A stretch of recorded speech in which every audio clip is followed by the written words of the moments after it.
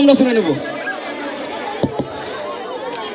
শুভ শারদিয়া, সবাই কেমন আছেন? খুব ভালো লাগছে আপনাদের সবারই সাথে দেখা করে।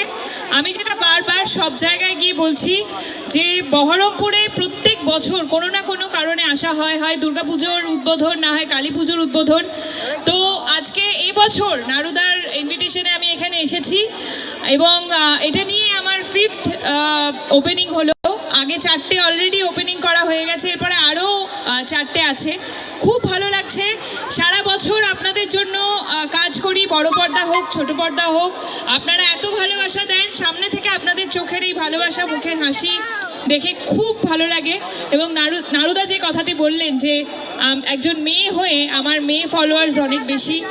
ফলোয়ার্স বলি না, আমি আমার ভালোবাসার মানুষ বলি, কারণ আমি জানি আমি মন থেকে ভীষণ সৎ, তাই আমার ভালোবাসাটা সবারই কাছে পৌঁছে যায়।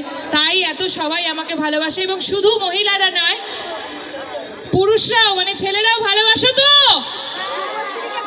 সাউন্ড কোথায়? একবার সবাই মিলে ভালোবাসো তো?